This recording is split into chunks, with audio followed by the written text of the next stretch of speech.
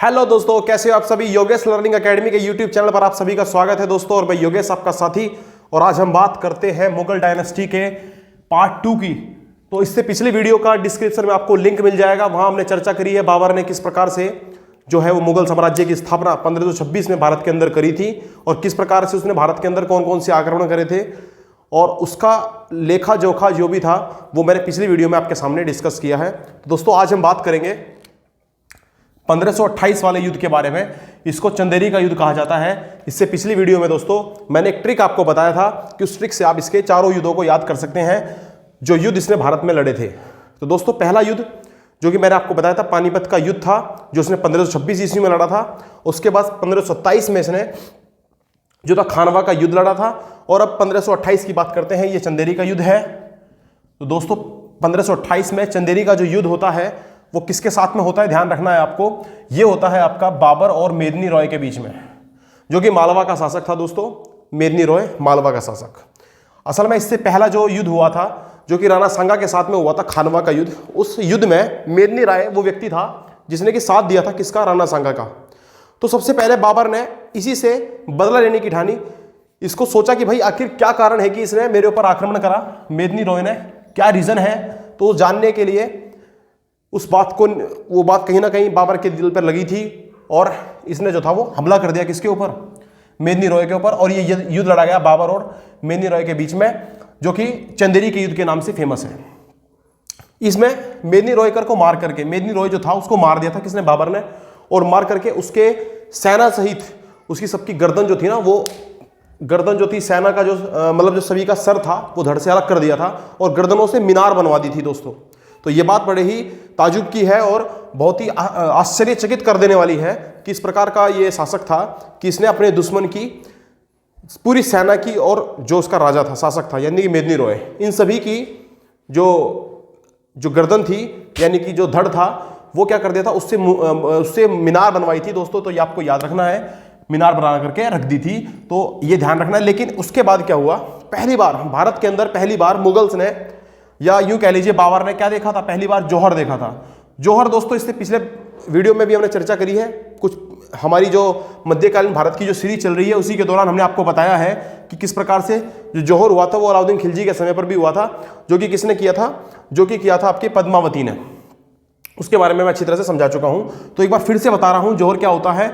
जौहर में क्या होता है कि जैसे जो राजा होता है वो हार जाता था, जैसे ही राजा हारता था तो राजा के हारने पर वहां की जो महिलाएं होती थी, वो रानी सहित सारी की सारी महिलाएं, आग का एक बड़ा सा कुआं होता था, उसमें आग लगा दी जाती थी कुएं के अंदर, और वहां पर सारी की सारी महिलाएं कूद जाती थी। इसको कहा जाता था कि भाई दुश्मन के हाथ नहीं आना है, चाहे अपनी जान भले ही चली जाए। इस दर्दनाक तरीके से वो अपनी जान जो थी वो दे देती थी, और इसको कहा जाता था जौहर।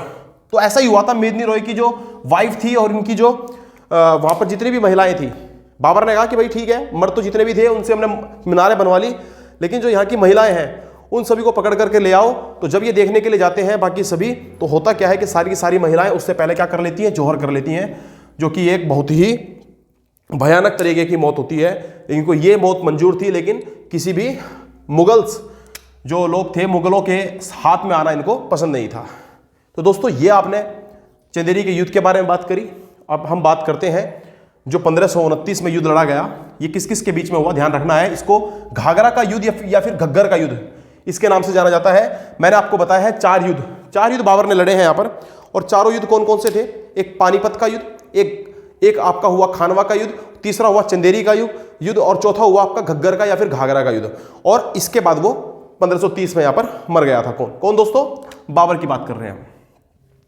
तो 1529 में घग्गर का जो युद्ध हुआ ये किसके साथ में हुआ, अफगानी के साथ में। अफगान थे यानी कि महमूद लोदी था उसमें, अफगानी शासक महमूद लोदी, ये वही था जो इब्राहिम लोदी था उसका भाई था, उसका छोटा भाई।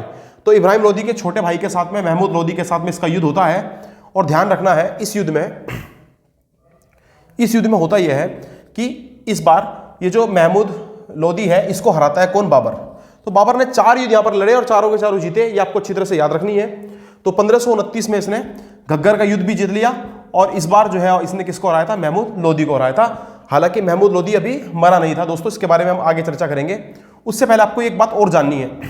जब मेदिनी रॉय की सेना के ऊपर इसने आक्रमण करा और मेदिनी रॉय को मार दिया गया था, तो उसके पश्चात बाबर देखता है कि जैसे होता है ना, जीतने के बाद जश्न होता है, तो ये लोग भी जश्न किया करते थे। जश्न हो रहा था उस टाइम पर ना, सब गोश्त वगैरह खा रहे थे, रात को डिनर विनर की पार्टी वार्टी चल रही थी इनकी। तो ऐसे में इसकी सेना का एक व्यक्ति जिसका नाम था फरीद खान, ये फरीद खान क्या कर रहा है, बाकी सभी आराम से खा रहे हैं और ये तलवार से ना, यूं तलवार से उठा रहा है गोश्त को और उठा करके तब खा रहा है तलवार से। तो बाबर ये देख करके चकित हो जाता है और बाबर ये है अपने सेनापति से बात करता है कि वो जो व्यक्ति तुम्हें सामने नजर आ रहा है, मुझे कहीं ना कहीं ये कुछ अजीब लग रहा है, कुछ ना कुछ खतरनाक है, मुझे न जाने इसकी नज़रों में वो तेज नजर आ रहा है कि ये कभी ना कभी जाकर के मुगलों के लिए जो है वो खतरनाक साबित हो सकता है, तो इस पर थोड़ा ध्यान रखना। ऐसी बात दोनों कर रहे होते हैं, बाबर बता रहा होता है किसको, सेनापति को। लेकिन यही बात सुन लेता है उस टाइम पर फरीद। अब ये फरीद जो है ये सुन लेता है और ये वहाँ से भाग खड़ा होता है, ये वहाँ से भाग जाता है और ये जाते जाते एक बात कह के जाता है कि मैं भले ही भाग रहा हूँ यहाँ से, लेकिन मुगलों का जो है ना मैं अंत करके छोड़ूंगा, ऐसी ये बात वहाँ पर बोलता है और ये भाग जाता है। बाद में यही जाकर के क्या बनता है, शेरशाह, शेर खान लिखा हुआ है यहाँ पर, शेरशाह के नाम से आप इसे जानते होंगे, शेरशाह सूरी, शेरशाह। तो ये बड़ा इंपॉर्टेंट क्वेश्चन बनता है दोस्तों, इसके बारे में हम आगे चर्चा करेंगे। शेरशाह सूरी, ये वही शेरशाह सूरी है दोस्तों जिसके बारे में आपने सुना होगा जीटी रोड। कई बार क्वेश्चन आता है जीटी रोड किसने बनवाई है, तो दोस्तों आपको याद रखना है ये वही शेरशाह सूरी है या शेर खान है। तो आपको इस बारे में हम आगे बताएंगे। फिलहाल 1530 में आप जब ये घग्गर का जो युद्ध होता है जो कि अफगानों के साथ होता है, इसमें कहीं ना कहीं किसी प्रकार से जो बाबर था वो आपका घायल हो जाता है और इस चोट से वो उभर नहीं पाता है और 1530 में उसकी क्या हो जाती है, मृत्यु हो जाती है दोस्तों। ये बात आपको याद रखना है। अच्छा, बाबर को ना 2 बार दफनाया गया। असल में बाबर की इच्छा थी कि उसको जो है काबुल ले जाया जाए, जहां पर उसका जो है वो जहां से जुड़ाव था उसका, या उसकी आखिरी इच्छा थी कि उसका जो मकबरा हो वो कहां पर हो, काबुल में हो। लेकिन टाइम के शॉर्टेज के कारण इसको आगरा में ही जो आराम बाग है वहां पर इसको दफना दिया जाता है। लेकिन बाद में इसके ताबूत को निकाल करके वहां से फिर काबुल रवाना कर दिया जाता है और काबुल में जाकर के भी इसका मकबरा है। तो दोस्तों इतिहास का वो शासक जिसके 2 मकबरे हैं, तो आपको याद रखना है कौन था, बाबर था। एक तो उसका आगरा में मकबरा था और दूसरा कहां पर था दोस्तों, बाबुल में। क्वेश्चन ये पेपर में बन सकता है, इस बात को आपको अच्छी तरह से याद रखना है। तो जितने भी इंपॉर्टेंट फैक्ट है वो मैं आपके सामने डिस्कस कर रहा हूं और आपका कर्तव्य बनता है दोस्तों कि आप लोग अपने कर्तव्य को बखूबी निभाओ। जिस प्रकार से मैं अपना कर्तव्य निभा रहा हूं दोस्तों, आपको भी अपना कर्तव्य निभाना चाहिए। और आपका कर्तव्य सिर्फ और सिर्फ फिलहाल इतना है कि कॉपी पेन लेकर के बैठ जाइए और शानदार तरीके से नोट्स बनाना प्रारंभ कर दीजिए, क्योंकि जितने अच्छी तरीके से आपके नोट्स होंगे, हाथ से लिखे हुए खुद के द्वारा बनाए गए नोट्स ही हमेशा कारगर रहते हैं। ये मेरा खुद का जो है वो एक्सपीरियंस है, ये खुद मैंने अनुभव किया है दोस्तों। तो आप लोगों का भी ये कर्तव्य है कि आप भी अपने हाथ के द्वारा बनाए गए जो नोट्स हैं उन पर ही भरोसा रखें। और बस मैं आपको एक फॉर्मेट तैयार करा रहा हूं, हर प्रकार से वो कोशिश कर रहा हूं कि जिससे कि आपका कोई भी क्वेश्चन छूट ना पाए इतिहास से रिलेटेड। तो आपका भी अपने कर्तव्य को अच्छी तरह से निभाने का दायित्व बनता है दोस्तों। चलिए आगे बात करते हैं। अब बात करते हैं हम ऑटोबायोग्राफी के बारे में। ऑटोबायोग्राफी जो इसने खुद लिखी थी, जिसका नाम था तुजुक-ए-बाबरी। तुजुक-ए-बाबरी मोस्ट इंपॉर्टेंट ये बुक है दोस्तों, ये परीक्षा में क्वेश्चन आया हुआ है। तुजुक-ए-बाबरी ये कौन सी भाषा में लिखी थी, ये इसने तुर्की में लिखी थी दोस्तों, ये आपको याद रखना है। या फिर इसको दूसरा नाम दिया जाता है बाबरनामा।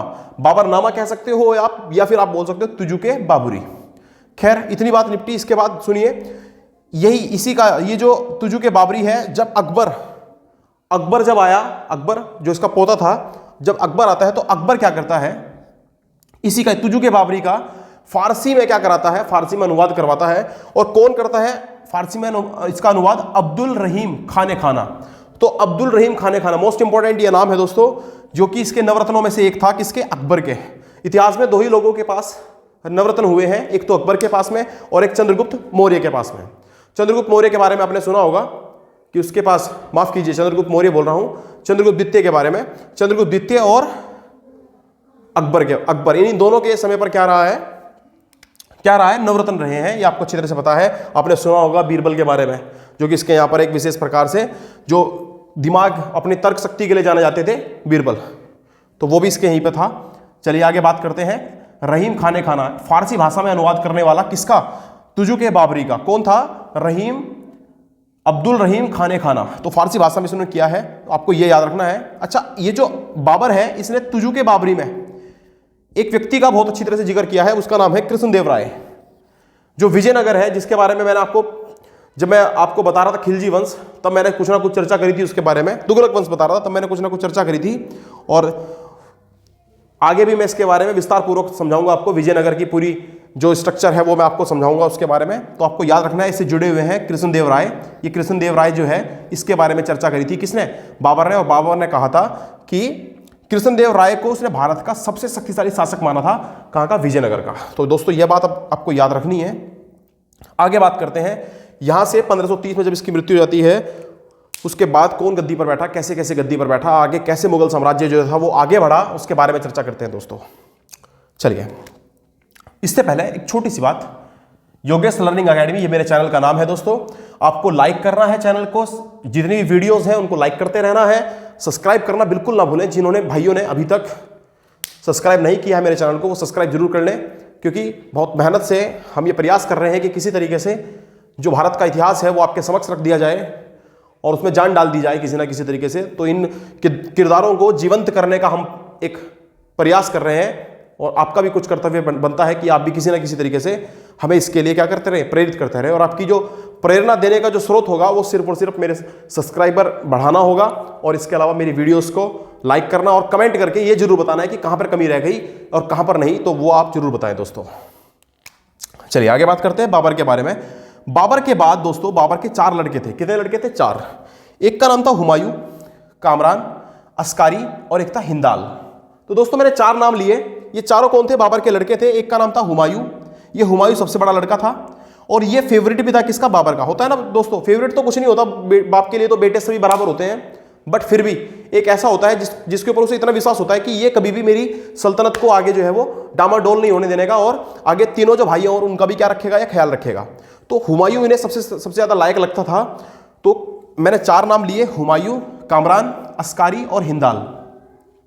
बाबर जब मरने वाला था तो इसने हुमायूं को बुलाया और हुमायूं को बोला कि भाई देख, मेरा तो अंत समय आ चुका है, लेकिन अब तेरे को क्या काम करना है कि तेरे जो छोटे 3 भाई है ना, उन तीनों को अपने साथ बराबर जोड़ के रखना है। जोड़ के कुछ इस प्रकार से रखना है दोस्तों कि बाद में जाकर के कहीं उन्हें जो बाप का साया है वो कभी भी महसूस ना हो। तो तुझे खुद ही उनका बाप बन के रहना है, या फिर जो सल्तनत है कहीं उसके लिए लड़ाई ना हो किसी प्रकार की, या तो बराबर बांट देना, या किस प्रकार से तू जो भी करेगा वो सही होना चाहिए बस। तो हुमायूं ये बात सुनता है, और हुमायूं क्या करता है, हुमायूं जो कि ओबीडेंट बेटा था, ईमानदार था काफ़ी और आज्ञाकारी था, तो ये क्या करता है दोस्तों, हुमायूं जो है वो चारों बेटों में बराबर बराबर क्या करता है, शासन को बांट देता है, यानी कि सल्तनत को बांट देता है। कैसे बांटता है दोस्तों? तो हुमायूं अपने पास रखता है दिल्ली और आगरा। दिल्ली और आगरा ये अपने पास रखता है। इसमें से जो कामरान था उसको ये काबुल और कंधार दोनों दे देता है। अस्कारी को ये संबल देता है दोस्तों, और इसके अलावा ध्यान रखना है हिंदाल को ये अलवर, तो अलवर दे देता है। ये बात आपको अच्छी तरह से दिमाग के अंदर बिठानी है। लेकिन यहीं पर ये गलती कर देता है दोस्तों। गलती क्या करता है कि खुद ही कमजोर शासक बन चुका था। जब इसने राज्य के टुकड़े कर दिए, सल्तनत के टुकड़े कर दिए, तो इसके जो दुश्मन थे वो ज्यादा पैदा हो गए थे। अब दुश्मन कौन कौन हो गए? तो आपको याद रखना है महमूद लोदी, जो कि पहले से ही एक बार हार चुका था। किससे? ये महमूद लोदी पहले ही हार चुका था। किससे? ये हार चुका था आपके घग्गर वाले युद्ध में, जो घग्गर का या घाघरा का युद्ध हुआ था 1529 में बाबर के साथ में। तो कहीं ना कहीं से ये मौका परस्त बनना चाहता था और मौका देखना चाहता था कि कब इसको मौका मिले और कब ये क्या कर सके, मुगल्स का खात्मा कर सके। तो ऐसी स्थिति में बंगाल का जो नवाब था उस टाइम पर, वो कौन था? बंगाल का शासक। तो आपको याद रखना है उस टाइम पर महमूद लोदी। और शेर खान, ये वही शेर खान है जिसका नाम फरीद मैंने आपको बताया था, शेरशाह भी कह सकते हो आप इसको। ये क्या करता है? ये बिहार का उस टाइम पर रूलर होता है। और बहादुर शाह, ये बहादुर शाह गुजरात से होता है। तो ये तीनों इसके दुश्मन थे। ये किसी ना किसी तरीके से क्या चाहते थे कि मुगलों को भारत से हटाया जा सके, और फिर से जो है वो भारत में नई शक्तियां जो है वो क्या कर सकें, सल्तनत को फिर से जो है वो उन पर कब्जा कर सकें या बैठ सकें। तो दोस्तों ऐसे में क्या होता है, अब ये क्या करता है, अब थोड़ी सी बात करते हैं हुमायूं के बारे में। हुमायूं को पढ़ने के लिए दोस्तों आपको थोड़ा ध्यान देना होगा कि जो हुमायूं है ये 1540 तक, 1530 से लेकर के 1540 तक रूल करता है। तो ये शासन करता है कहां पर? भारत में। दिल्ली का ये सुल्तान माफ कीजिएगा, बादशाह रहता है। और 1508 में इसका जन्म होता है, ध्यान रखना है 1508 में इसका जन्म हुआ था। कहां पर? काबुल में। अच्छा, जब ये काबुल में हुआ तो उस टाइम पर इसके बाद इसका फर्स्ट आक्रमण की बात कर ली जाए कि इसका पहला आक्रमण कब हुआ था, तो आपको याद रखना है दोस्तों, पहला आक्रमण जो है वो इसका 1531 में हुआ था, जो कि कहां पर हुआ था? कालिंजर किलेवर। इसका पहला आक्रमण जो 1531 में इसने आक्रमण करा, 1530 में ये गद्दी पर बैठता है दोस्तों, और 1530 में गद्दी बैठने के बाद 1 साल के बाद ये क्या करता है, कालिंजर जो कि कहां पड़ता है, ग्वालियर में, तो ग्वालियर किले पर ये आक्रमण करता है दोस्तों। और आक्रमण करने पर ये पहले ही युद्ध में, ये युद्ध होता है किसके बीच में, हुमायूं के बीच में और महमूद लोदी के बीच में, हुमायूं के बीच में और महमूद लोदी के बीच में। अब ये यहां से क्या करता है, ये महमूद लोदी को निपटा देता है, मार देता है। इस युद्ध को कहा जाता है दोहरिया का युद्ध। तो ये कब हुआ था, 1531 में, दोहरिया का युद्ध। और यहां पर ये महमूद लोदी को क्या करता है, खात्मा करता है। इस प्रकार से इसका एक दुश्मन तो कम हो जाता है। तो इसका ये वाला दुश्मन महमूद लोदी जो कि बंगाल का था, वो यहां से इसका सफाया ये कर देता है दोस्तों। अब उसके बाद अब इसको याद आता है इसका वो दुश्मन शेरशाह। उस टाइम पर शेरशाह जो था वो क्या करता है, धीरे धीरे करके थोड़ा बड़ा शासक बनता रहता है, बनता जाता है। तो ऐसी स्थिति में 1532 में दोस्तों, 1532 में ये चुनारगढ़ में क्या करता है, आक्रमण करता है। किसके ऊपर, शेरशाह के ऊपर। और करता क्या है कि चुनारगढ़ को चारों तरफ से घेर लेता है, हर तरफ से जो है अपनी सेना को भेज करके चारों तरफ से घेर लेता है। और दोस्तों 6 महीने तक ये उस पूरी तरह से पूरे चुनारगढ़ को घेरे रखता है। और बीच में कौन था, आपका जो शेरशाह था वो बीच में, वो बाहर नहीं निकलता है ऐसी स्थिति में। और 6 महीने तक बिल्कुल डेरा डाल के बैठ जाते हैं कि भाई कभी ना कभी वो बाहर निकलेगा और तभी जो है हम उसके ऊपर आक्रमण करेंगे और उसको मार देंगे। तो 6 महीने तक जो है वो डेरा डाल करके रखता है, ये आपको याद रखना है। और इसी का फायदा उठा करके, इसी मौके का फायदा उठा करके जो बहादुर शाह है, ये बहादुर शाह जो कि गुजरात का शासक था, ये बहादुर शाह क्या करता है दोस्तों, ये बहादुर शाह ऐसी स्थिति में ये जानता है कि भाई मुगल जो है इस टाइम पर पूरी सेना लेकर के बैठे हुए हैं, कहां पर, जुनारगढ़ में। तो ये आपको याद रखना है। तो ऐसी स्थिति में क्या करता है, ये बहादुर शाह आक्रमण करने की सोचता है। किसके ऊपर, आक्रमण करने की सोचता है मुगलों के ऊपर, कि भाई मुगलों के ऊपर अगर हम आक्रमण करते तो मुगलों को यहां से खात्मा उनका किया जा सकता है। ऐसी स्थिति में अब शेरशाह भी है ना, इसका भी राशन खत्म होने वाला होता है। भाई बाहर जाने के लिए कोई साधन नहीं है, अंदर कोई साधन आ नहीं रहा है कोई, तो कितने दिन तक रहेगा बंदा, 6 महीने तक सर्वाइव कर गया किसी तरीके से, लेकिन आगे भी तो भोजन चाहिए, कुछ ना कुछ आवश्यकता होती है इंसान की, उनको पूर्ति करने के लिए, उनकी पूर्ति करने के लिए इसको बाहर निकलना ही पड़ता। तो ऐसे में क्या करता है, ये अपने बेटे को एक टुकड़ी के साथ में किसके पास भेजता है, शेरशाह जो है अपने बेटे को एक टुकड़ी के साथ में, छोटी टुकड़ी के साथ में, सेना के साथ में किसके पास भेजता है, ये भेजता है बाहर बैठे हुए हुमायूं के पास। अब हुमायूं क्या करता है दोस्तों, ये जाकर के उसके चरणों में पड़ जाता है, कौन, उसका बेटा, और जाकर के उससे बात करता है और एक पैगाम भिजवाता है शेरशाह। कहता है कि मेरा ये जो बेटा है वो अपनी टुकड़ी के साथ आजीवन आपके चरणों में इसी तरीके से पड़ा रहेगा और आपकी हमेशा सेवा करेगा। ये इनके बीच में संधि होती है। तो दोस्तों इसको कहा जाता है जुनारगढ़ की संधि। इसको क्या कहा जाता है दोस्तों, चुनारगढ़ की संधि। तो ये संधि किस किस के बीच में हुई थी, ये हुई थी आपके शेरशाह के बीच में, और दोस्तों इसके साथ साथ हुई थी ये आपके हुमायूं के बीच में। इतनी बात आपके समझ में आई होगी। लेकिन ये फिर से वही, इसको इतिहास में इसलिए ये कहा गया है कि इतिहास में कि ज्यादा इंसान को ज्यादा क्या नहीं दिखानी चाहिए, कभी भी किसी के ऊपर ज्यादा दया नहीं दिखानी चाहिए। पृथ्वीराज चौहान ने यह गलती करी थी कि उसने अपने दुश्मन मोहम्मद गोरी को जिंदा छोड़ दिया था, जिस कारण से बाद में तराइन के दूसरे युद्ध में मोहम्मद गोरी ने 1192 ईस्वी में किसको हरा दिया था, आप जानते हो, मोहम्मद गोरी ने पृथ्वीराज चौहान को मार दिया था। यह आप बहुत अच्छी तरह से याद है आपको। इसी तरीके से सेम टू सेम यही गलती कौन करता है, हुमायूं करता है। और ये भी क्या करता है, अपने दुश्मन शेरशाह को उसके जरा से रहम मांगने पर जिंदा छोड़ देता है और वहां से वापस अपनी सेना लेकर के लौटाता है और आक्रमण करता है किसके ऊपर, बहादुर शाह के ऊपर। उधर बहादुर शाह आक्रमण करने के लिए तैयार था, किसके ऊपर, मुगलों के ऊपर, और वहां से फिर ये दोनों की लड़ाई होती है और ऐसी स्थिति में बहादुर शाह को ये हरा देता है। कौन, 1533 में ये युद्ध होता है। आपको याद रखना है 1531 में दोहरिया का युद्ध हुआ, जो कि महमूद लोदी और हुमायूं के बीच में हुआ, जिसमें महमूद लोदी को मार दिया गया था हुमायूं के द्वारा। दूसरा युद्ध होता है 1532 में होता है, जो कि जुनारगढ़ में, लेकिन यहां पर संधि हो जाती है, युद्ध हो ही नहीं पाता। क्यों नहीं हो पाता, क्योंकि जो शेरशाह है वो अपने घर से बाहर निकलता नहीं है, अपने राज्य से बाहर निकलता नहीं है, और चुनारगढ़ में जो है वो संधि हो जाती है, जिसको चुनारगढ़ की संधि के नाम से जाना जाता है। तीसरा युद्ध ये लड़ता है 1533 ईस्वी में, और ये बहादुर शाह को ये हरा देता है यहाँ पर। तो इसका दूसरा दुश्मन भी जो था इस बार वो कम हो चुका था। अब सिर्फ और सिर्फ इसके पास कोई दुश्मन नहीं रहता। लेकिन वही बात कि छोटी छोटी जीत में ये क्या ढूंढता था, जश्न ढूंढता था कि जश्न किस प्रकार से मनाया जाए। तो जैसे ही छोटी सी कोई जीत इसको मिलती थी तो ये क्या करता था दोस्तों, जश्न मनाने के लिए उतावला हो जाता था। पूरी अपनी जितनी भी सेना थी सबको इसने बोल दिया कि भाई छुट्टियां मनाओ, अब जश्न मनाओ, और अब क्या, हम जीत चुके हैं, कोई दुश्मन नहीं बचा। यहां पर ये गलती कर देता है दोस्तों। एक शक्तिशाली शासक हमेशा चौकन्ना रहता है, कभी भी अपने दुश्मन को कमजोर नहीं समझता। इस बात की पहचान को किसने खो दिया था, यह आपको याद रखना है, हुमायूं ने। हुमायूं ने गलती कर दी थी कि उसने अपने दुश्मन को जिंदा छोड़ दिया था।